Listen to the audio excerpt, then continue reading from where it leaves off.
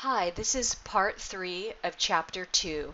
Today we'll do a light overview of theoretical constructs. You're not responsible for knowing each individual theory mentioned in chapter 2. Again, this is just a light overview of biological versus social versus psychological constructs. So let's start with biological explanations. Here we're talking about genes, we're talking about the central nervous system, and we're talking about neurotransmitters. As we saw in the mouse party activity, neurotransmitters are those chemical messengers between brain regions, and the substance triggers the release of the neurotransmitter, say dopamine or serotonin. Those are the two neurotransmitters that we'll mainly be talking about. But we also saw GABA and glutamate as they relate to alcohol. So again, the substance triggers the release of the neurotransmitter, but it also interferes with the reuptake of it. So the dopamine is trapped there in the synaptic cleft, and that's what creates the feeling of euphoria, or that feel-good feeling. Some individuals have an increased sensitivity to a certain substance, perhaps a different neural arousal, and more genetically predisposed to continuing substance use once started.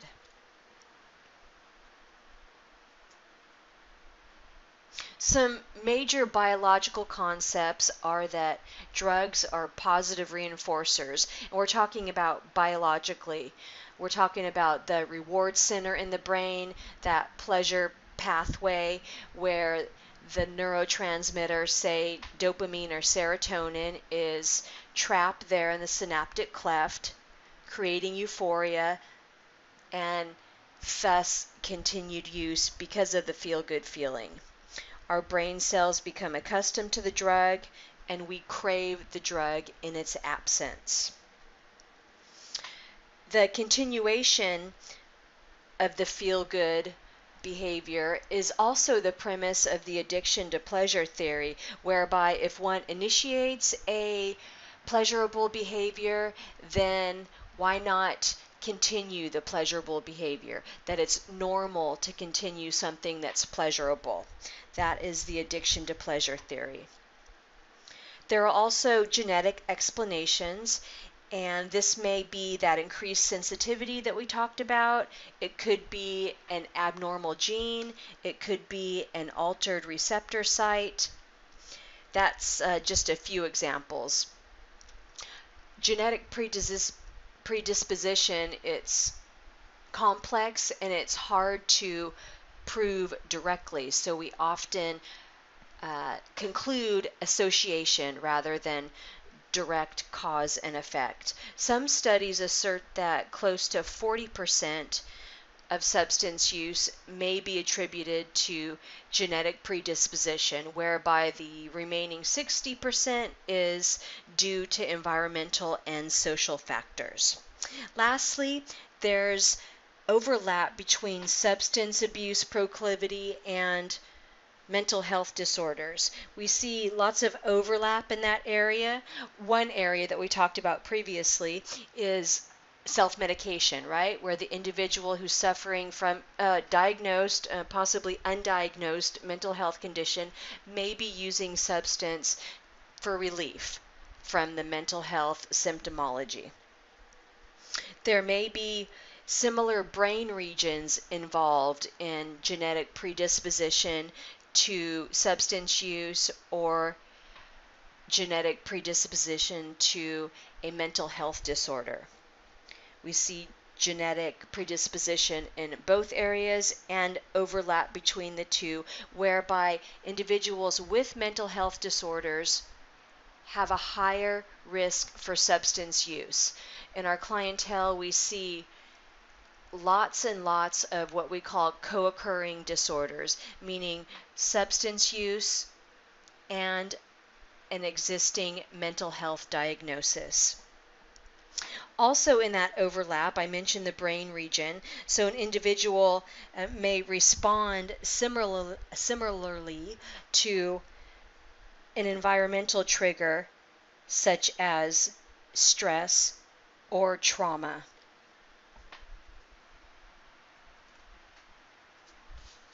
Additional genetic explanations may include character traits such as vulnerability, low self-esteem, insecurity. These character traits have been associated with higher risk for substance use. There have even been studies of personality types such as introversion versus extroversion. Perhaps one personality type shares similar patterns and risks related to substance use. Maybe a certain personality type is drawn to a certain substance because of a different type of neural arousal.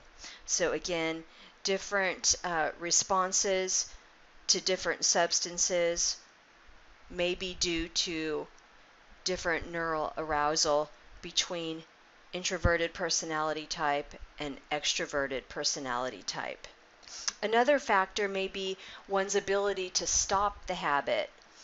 One type of individual may have more severe cravings and making it really difficult to stop. Another type of individual may lack coping skills that may be genetically predetermined. We mentioned about the overlap between mental health disorder and self-medicating. And lastly, genetic explanations assert that addiction is genetically determined and that people with this predisposition are less likely to stop or discontinue use. So again, we see that the rational brain is hijacked and the limbic system or pleasure center takes over.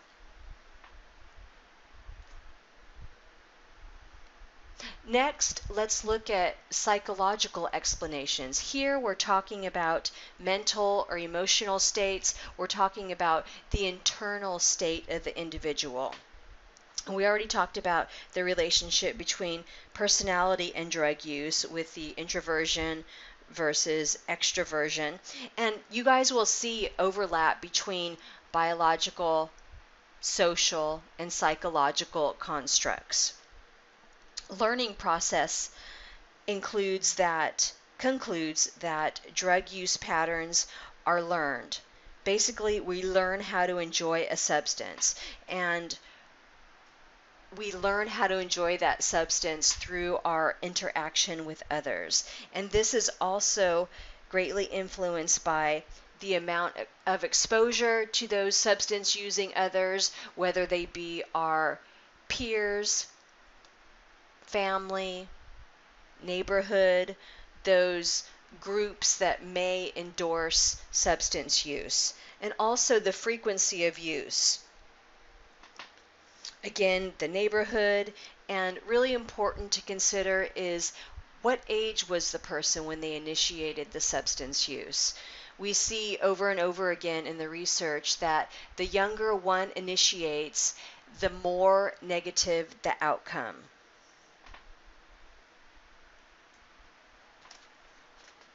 Other psychological factors may include a desire to escape from reality. One's life circumstances may be so negative, anxiety producing rather. Perhaps there's anxiety, depression, trauma, other mental health, psychological distress as well, and the person is desiring to escape from reality. We all know that this is a temporary escape because those issues, those feelings are probably still going to be there when you sober up. This kind of goes along with self-destructive behavior as well. Sometimes we get to a place in our lives where things are so bad that we just don't care. We want to check out. We want to be numb. We don't want to feel anything. Therefore, indulging in substance use, and in order to be in that altered state of consciousness, we continue the substance use. Boredom is a big trigger. I don't know if any of you had a chance to check out the Triggers and Cravings documentary that I posted for you. So this is all about triggers, and they could be people, they could be places, they could be things. So the people may include a peer-using friend. It could be a romantic partner. The place, it could be a neighborhood. It could be a street that you drive down. It could be the area where the dope man lives. A thing could be something, some object that resembles your substance using paraphernalia, something that makes you think of drug using. And lastly, blind compliance. Here we're talking about being a follower as opposed to a leader, just going along with the gang regardless of the negative consequences. Next, let's talk about those social explanations. And here we're talking about external factors. Again, overlap between psychological and biological as well. But the external factors are referring to peer groups, significant others, families, neighborhoods, communities, and whether those groups endorse substance use or not. Social learning theory refers to drug use as a learned behavior. I think the classic example of a learned behavior is Pavlov and Pavlov's dogs, whereby the bell was the reinforcing stimulus and the food was the neutral stimulus. So whether or not there was food following the bell, the dog still salivated every time the bell rang. So this is a classic example of conditioning. And an example of conditioning with regard to substance use is something like a friend. Your friend is the reinforcing stimulus. The neutral stimulus could be smoking marijuana. You pair the two together, and after repeated smoking marijuana with your friend, the behavior becomes ritualized and it's now a habit. This is habituation. So the conditioning is the pairing of the reinforcing stimulus with the neutral stimulus, the friend and the marijuana smoke, and then repeated behavior is the habituation. Lastly, sensation seekers may be more at risk for substance use. Our speaker, Tyler, she may be a sensation seeker. She was talking about always wanting more, always wanting to feel more, do more, have more. Sensation seekers are constantly seeking to be physically and emotionally stimulated. And if that sensation seeker is introduced to substance use, it's likely that the sensation seeker will continue the pleasurable substance use because of that constant preoccupation with altering their consciousness. And lastly, the addiction to pleasure theory we mentioned before that asserts initiation of a pleasurable behavior